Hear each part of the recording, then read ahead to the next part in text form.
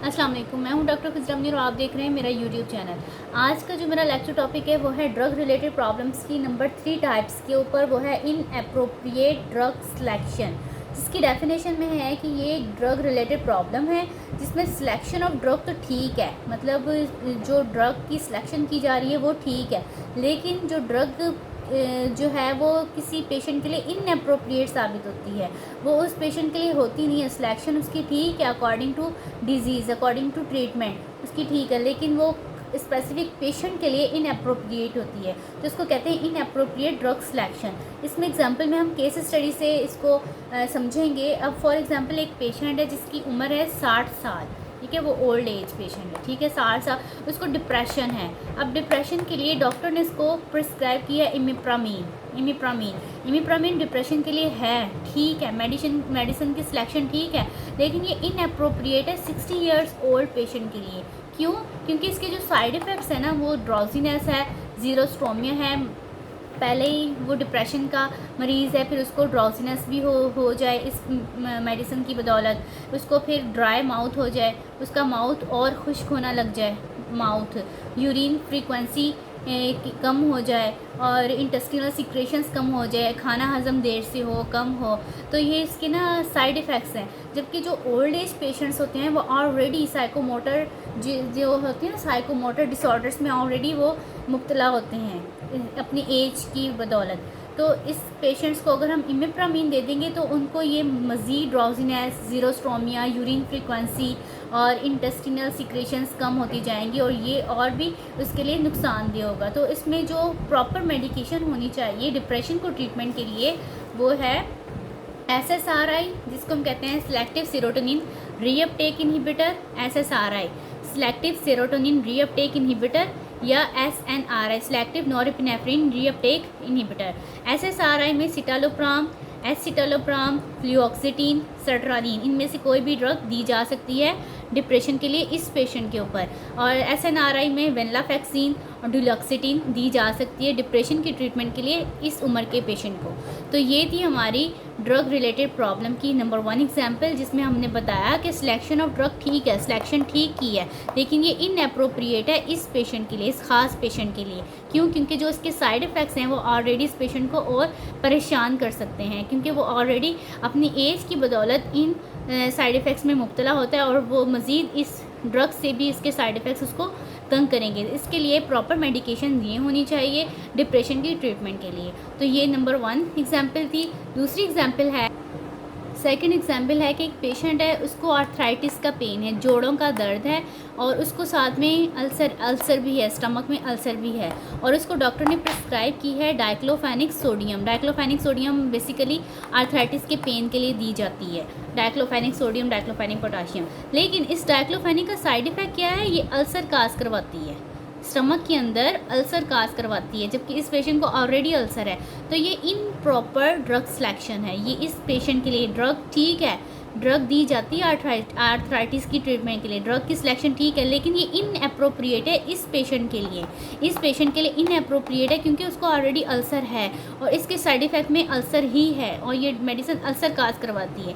तो इसके लिए प्रॉपर मेडिसिन क्या होनी चाहिए? COX-2 सिलेक्टिव इनहिबिटर, जिसमें ड्रग्स आती हैं सेलिकॉक्सिब, रोफिकॉक्सिब, पैराकॉक्सिब। ये जो ड्रग्स हैं ये अल्सर काज नहीं करवाती, तो ये इस पेशेंट के लिए ठीक है। लेकिन ये जो मेडिसिन्स हैं कुछ पेशेंट्स के लिए ये भी इनअप्रोप्रिएट कहलाती हैं। क्यों? क्योंकि ये जो है मायोकार्डियल इन्फॉक्शंस को ट्रिगर कर देती है, मायोकार्डियल इन्फॉक्शंस को। ये जो मेडिसिन्स हैं ये क्या करती हैं? प्लेटिलेट की एग्रीगेशन करवाती हैं, प्लेटिलेट को एक जगह पर जमा करे रखती हैं, एग्रीगेट करवा देती हैं, और ये लीड करवाती हैं मायोकार्डियल इन्फॉक्शंस को, मतलब हार्ट फेलियर करवाती हैं। और ऐसे पेशेंट, ये इसका साइड इफ़ेक्ट है, ये हार्ट फेलियर करवाती हैं प्लेटिलेट एग्रीगेशन की बदौलत। और ये ऐसे पेशेंट के लिए सूटेबल नहीं हो सकती जिनको ऑलरेडी हार्ट का, कार्डिक का कोई प्रॉब्लम हो, कार्डिक इश्यूज़ हों। तो उन पेशेंट्स के लिए हम ये ड्रग, और उसको अल्सर भी हो तो अल्सर की ट्रीटमेंट के लिए हम ये ड्रग नहीं दे सकते कार्डिक पेशेंट के लिए। तो उस सूरत में हम कार्डिक पेशेंट को क्या देंगे? हम PPI देंगे, प्रोटॉन पंप इनहिबिटर, या फिर H2 ब्लॉकर, हिस्टामिन 2 ब्लॉकर देंगे, या प्रोस्टाग्लैंडिन PGE एनालॉग देंगे जिसमें मीज़ोप्रोस्टोल आता है। तो ये जो ड्रग्स होती हैं ये अल्सर को ट्रीट करती हैं और एक लेयर बना लेती हैं हमारे स्टमक के ऊपर। ऐसी एक ब्रांड मौजूद है हमारी मार्केट में बहुत मशहूर, उसका नाम है रोटेक। रोटेक नाम ये एक प्रोडक्ट है रोटेक। इसमें कौन कौन से कंपाउंड हैं? डाइक्लोफेनिक सोडियम 50 मिलीग्राम का, साथ में मीज़ोप्रोस्टोल है, प्रोस्टोल कॉम्बिनेशन में है। ये क्या है? रोटेक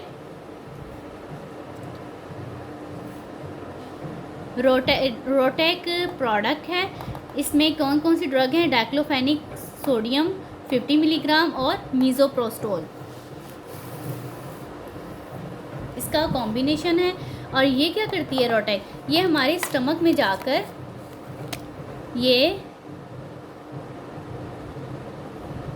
में जाकर लेयर बना लेती है एक।